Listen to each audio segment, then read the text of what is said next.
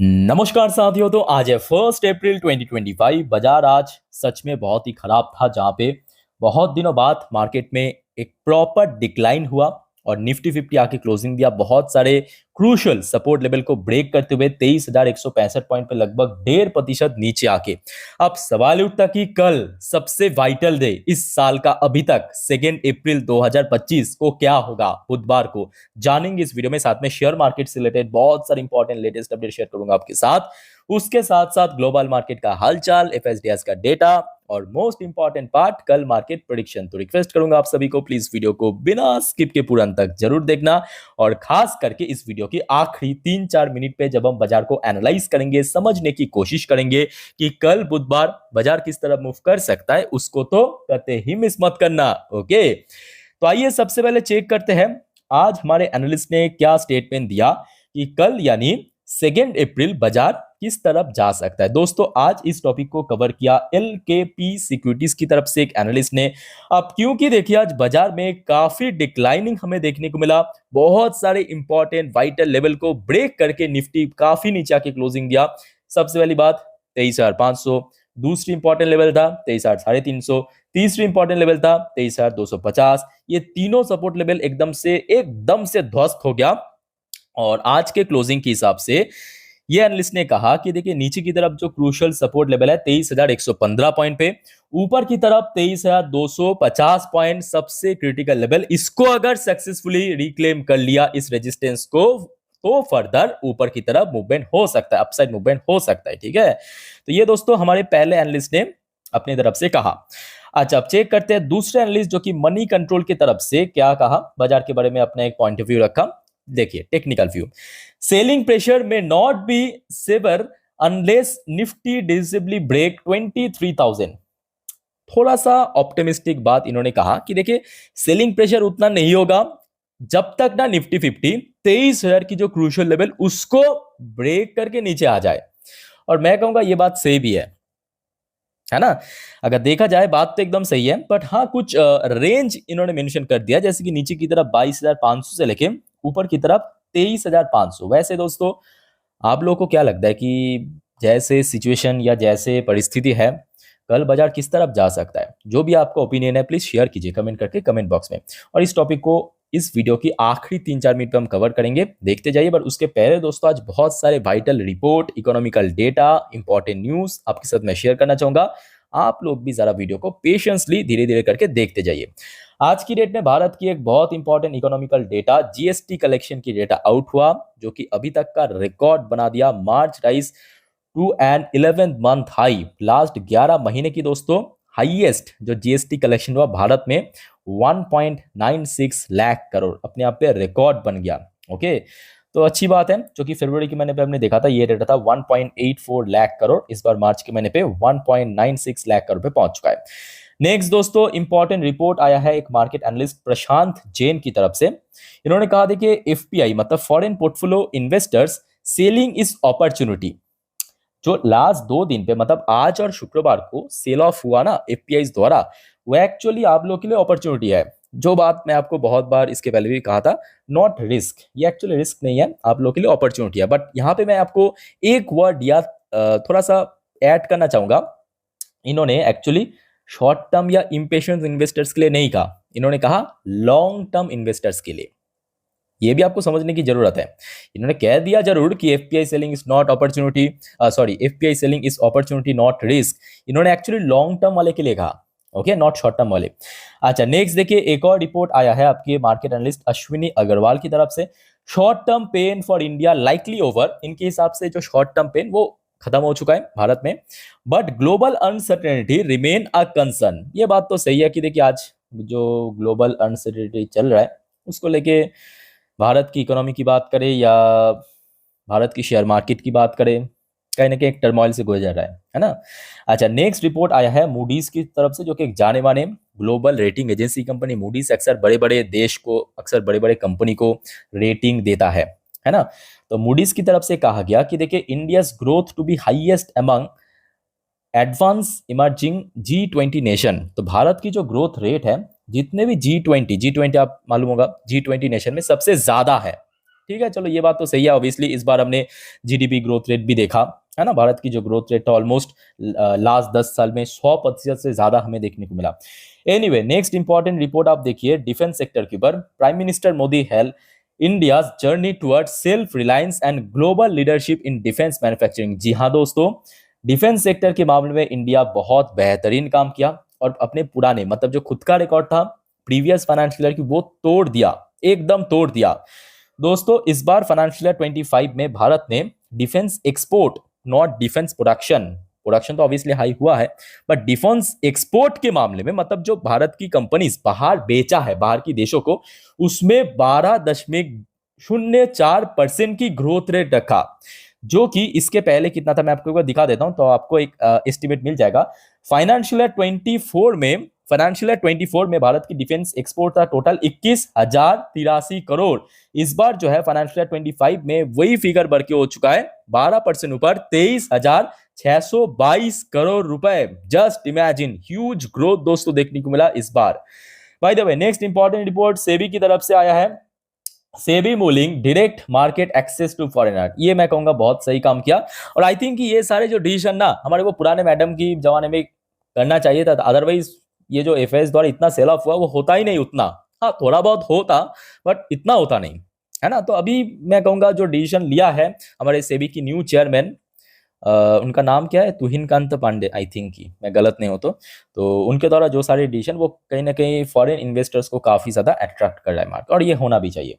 Bye the way, next important, आइए अब tariff से रिलेटेड बहुत सारे रिपोर्ट है, जैसे कि Trump tariff, Indian exporter prepare for potential turbulent time. बात तो एकदम सही है। अब एक्चुअली बात यह है कि देखिए बहुत सारे सेक्टर्स में हो सकता है कि नुकसान करेगा, इंपैक्ट रहेगा, बट सबसे ज्यादा जो वाइटल सेक्टर रहेगा ना वो इंपोर्ट एक्सपोर्ट सेक्टर, और खास करके जो छोटे लेवल की व्यापारी है, जो छोटे लेवल की व्यापारी इंपोर्ट एक्सपोर्ट करता है ना, उनको बहुत ज्यादा यहाँ पे नुकसान करवा सकता है ये डोनाल्ड ट्रंप की reciprocal tariff. Bye the way, reciprocal tariff की जब बात हो ही रहा है तो आप जान लीजिए कि ये सारे घोषणा कल कितने बजे पे होगा। आपको तो मालूम होगा कि 2 अप्रैल को होगा, बट भारत की मतलब जो इंडियन स्टैंडर्ड टाइम के अनुसार ये देखिए, Trump to announce reciprocal tariff at White House, White House मतलब जो वहां की पार्लियामेंट में बैठ के ये घोषणा करेगा रात के 12:30 बजे थर्सडे इन इंडियन टाइम, जो इंडियन स्टैंडर्ड टाइम के अनुसार रात के 12:30 बजे पे दोस्तों ये सारे अपडेट आपको मिलेगा। अब देखिए 12:30 पे शुरू होगा तो हो सकता है कि काफी लंबा चलेगा, 2-2.5 घंटा 3 घंटा आराम से पकड़ लीजिए, ठीक है। तो आप लोग भी थोड़े निश्चिंत रहिए, मैं आपको अपडेट दे दूंगा इस चैनल के थ्रू, ठीक है। बस आप सभी को एक छोटा सा रिक्वेस्ट करूंगा, चैनल को सब्सक्राइब करके जरूर रखना, जब भी अपडेट आएगा, जितना भी अपडेट आएगा, अपडेट आपको मिल जाएगा, ओके। अच्छा आगे बढ़ते हैं, नेक्स्ट इंपॉर्टेंट अपडेट देखिए, Coal India hike price for cooking and non cooking coal for 16 April. फिर से दोस्तों कोल की प्राइस बढ़ने जा रहा है। अच्छा नेक्स्ट देखिए, टैरिफ से रिलेटेड एक और important update, US raises concern over India's high tariff and non tariff barrier in a new report. उसके बाद दोस्तों एक और वाइटल अपडेट, और आई थिंक ये काफी हद तक तसल्ली दे सकता है, काफी तसल्ली दे सकता है।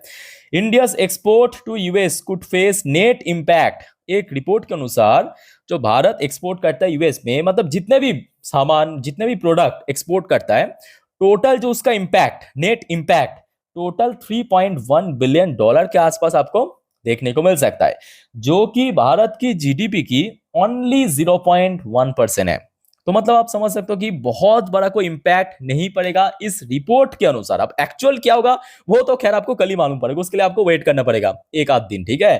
तो आपको दूध का दूध पानी का पानी मिल जाएगा। अब जैसे कि देखिए इस वीडियो की थंबनेल पे मैं ठीक लेफ्ट साइड कॉर्नर पे नीचे मेंशन किया कि देखिए डोनाल्ड ट्रंप ने भारत को कुछ ऐसा कहा, क्या कहा देखिए, ये एकदम एकदम लेटेस्ट अपडेट है, रात का 8:45 बजे का अपडेट है। डोनाल्ड ट्रंप क्या क्लेम किया देखिए, hurt India will drop tariff substantially. मतलब डोनाल्ड ट्रंप ने कहा, कौन कहा, डोनाल्ड ट्रंप ने कहा कि देखिए सुनने को आ रहा है कि भारत काफी टैरिफ ड्रॉप कर सकता है, ऐसा डोनाल्ड ट्रंप ने क्लेम किया और मीडिया में आके कह भी दिया। अब देखिए बड़े आदमी है, हो सकता है कि बातचीत होता है भारत की गवर्नमेंट की जो टॉप ऑफिशियल उनके साथ, सुना होगा तो सही सुना होगा। अब देखना ही होगा कि भारत सरकार द्वारा क्या एक्शन लिया जा रहा है, क्या किया जा रहा है ना। तो कल दोस्तों बहुत वाइटल डे होगा, इतना आप जान लीजिए। कुछ भी हो सकता है कल मार्केट में, या आप बोल सकते हो कि परसों मार्केट में कुछ भी हो सकता है। अच्छा, next important point, capital expenditure not cut raises to rupees 11.21 lakh crore for financial 26। ये दोस्तों भारत की वित्त मंत्री सीतारामन जी के द्वारा स्टेटमेंट दिया है। अच्छा, आइए अब चेक कर लेते हैं यूएस मार्केट की हालचाल किस तरफ। तो फिलहाल आप देखिए US market extremely volatile, extremely volatile. अभी देखिए वीडियो में रिकॉर्ड कर रहा हूँ, यूएस में लोकल टाइम 1:06। शुरुआती दौर में डॉ जोन्स तकरीबन 1% गिर गया था, ध्यान से देखना, पहले 1% गिर गया था, फिर वहां से देखिए ऑलमोस्ट 1% से ज्यादा, ऑलमोस्ट 1.5% के आसपास देखिए रिकवर किया। रिकवर करने के बाद काफी पॉजिटिव में था। अभी आप देख सकते हो ऑलमोस्ट फ्लैट ट्रेड करा है, डॉ जोन्स जो है एकदम फ्लैट ट्रेड करा है, ठीक है।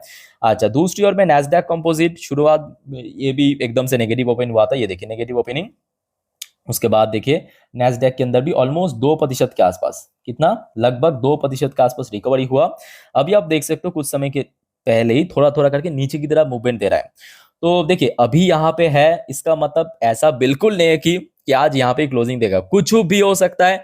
2% की ऊपर रैली भी हो सकता है, मैं बार बार कहता हूँ 2% की गिरावट भी हो सकता है, इवन इस लेवल पे क्लोजिंग भी हो सकता है। इतना ज्यादा ह्यूज वॉलेटाइल मार्केट चल रहा है, इतना ज्यादा अनसर्टेनिटी पे भरा पड़ा है ना, कुछ भी हो सकता है। तो मैं आपको एक काम करूंगा, जैसे कि कल रात की 1:45 पे यूएस मार्केट जब क्लोज हो गया था, अपडेट मैं आपको दे दिया था मेरी इंस्टाग्राम स्टोरी में। आज भी रात में दोस्तों 1:45 की अपडेट दे दूंगा, उस टाइम पे यूएस मार्केट क्लोजिंग हो जाएगा। और आप लोग अगर इंस्टाग्राम में हो ना, मैं आप सभी को रिक्वेस्ट करूंगा मुझे फॉलो करके रखिए, लिंक आपको नीचे डिस्क्रिप्शन बॉक्स में मिल जाएगा, इंस्टा स्टोरी में मैं डाल दूंगा, सुबह में बस देख लेना गिफ्ट निफ्टी, डॉ जोन्स, नैस्डैक किस लेवल पे, और मोस्ट इंपॉर्टेंट गिफ्ट निफ्टी उस टाइम पे।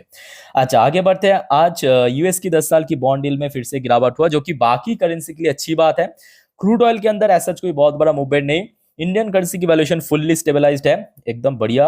अच्छा, बाकी बात करें जो इंडियन कंपनीज यूएस में लिस्टेड है, just like Wipro limited ADR version लगभग 0.33% नीचे आ चुका है। इन्फोसिस लिमिटेड एडीआर वर्जन 0.74% नीचे आ चुका है। इवन आज इंडियन मार्केट में भी ये सारे शेयर नेगेटिव में क्लोजिंग दिया। इवन एचडीएफसी बैंक भी इंडियन मार्केट में आज नेगेटिव में क्लोजिंग दिया। तो मतलब अभी आप देख सकते हो मतलब यूएस में जब ओपन हुआ था उसके बाद से लगभग 1% की रिकवर कर चुका है एचडीएफसी बैंक की ADR version. Even ICIC bank की एडीआर वर्जन भी 1% नीचे आ चुका है, ठीक है।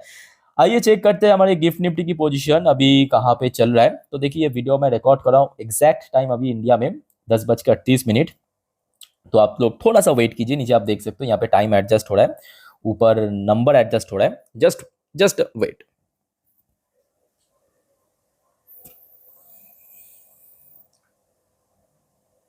चलो almost almost done, almost adjust हो चुका है। तो अभी आप देख सकते हो 10:38 के अकॉर्डिंग गिफ्ट निफ्टी की पोजीशन काफी बेटर 23,341 पॉइंट पे, 23,341 पॉइंट पे। अब ज्यादा खुश होने की जरूरत नहीं है, बिकॉज हो सकता है कि अभी 23,341 पॉइंट पे है, रात में क्लोजिंग कहाँ पे देगा वो किसी को नहीं मालूम, कुछ भी हो सकता है, ठीक है। तो अभी आप देख सकते हो आज निफ्टी 50 जहां पे क्लोजिंग दिया उसके साथ अगर हम कैलकुलेट करें तो ऑलमोस्ट 175 पॉइंट ऊपर अभी चल रहा है। तो मतलब अगर हम प्रीमियम को भी 120 से 140 पॉइंट कट कर देना, फिर भी मैं कहूंगा पोजिशनल वाइज तो थोड़ा बेटर है। बट रात में आपको मालूम पड़ जाएगा, मैं आपको अपडेट दे दूंगा डेफिनेटली, ठीक है, इंस्टा स्टोरी के थ्रू। आइए अब बात करते हैं एफएसडीएस की कारोबार, जो कि फ्राइडे के दिन थोड़ा सा निराश किया था। इवन आज भी देखिए मैं कहूँगा आज एक्सपेक्टेड था, क्योंकि बाजार जब इतना अनसर्टेनिटी से भरा हुआ है, बाजार में जब इतना फियर, तो एफएस द्वारा ऑब्वियसली बाई का जो एक्सपेक्टेशन रखना वही बहुत बड़ा मूर्खता है ना। इस टाइप की सिचुएशन पे अगर मैं भी एफएस की जगह होता मैं भी सेल करते, इसमें कोई नया बात नहीं है, आप अगर होते आप भी सेल करते, है ना। अच्छा, देख लेते हैं डेटा।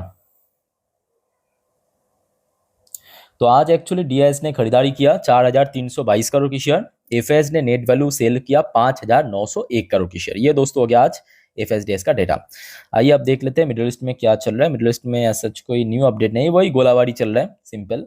और टीए 35 इजरायली टॉप इंडेक्स आज फिर से थोड़ा सा गेनिंग के साथ क्लोजिंग दिया। खैर दोस्तों, जितने भी अपडेट था शेयर कर लिया। अब चलिए मैं आपको मार्केट एनालिसिस वाला पार्ट के ऊपर लेके चलता हूँ। तो दोस्तों अभी आपके सामने मैं ओपन कर लिया निफ्टी 50 की लास्ट 3 महीने की कैंडलस्टिक चार्ट पैटर्न। अब मेरे बात को ध्यान से सुनना, अच्छे से ऑब्जर्व करना, क्योंकि ये वाला पार्ट जो है ना बहुत इंपॉर्टेंट है। देखिए सबसे पहले नंबर 1, मार्केट में मतलब यहाँ पे रहकर ना आप ऑनेस्टली कह रहा हूँ कि आप 10% भी ये बोल नहीं सकते कि मार्केट हाँ वहाँ पे हो, क्योंकि आज ऐसे ही सिचुएशन है, ठीक है। फिर भी कुछ क्रिटिकल लेवल्स जो है, क्रूशियल लेवल्स, वो हम तो डिफाइन कर सकते हैं। जैसे कि देखिए, कल सुबह मैं आपको कहूँगा कि डॉ जोन्स साथ में नैस्डैक की जो फ्यूचर है, ट्रैक कर लेना गूगल में सर्च करके। दूसरी देखिए, 3 से 4 इंपॉर्टेंट सेक्टर, दूसरा पॉइंट जो है 3 से 4 इंपॉर्टेंट सेक्टर रेसिप्रोकल टैरिफ की वजह से।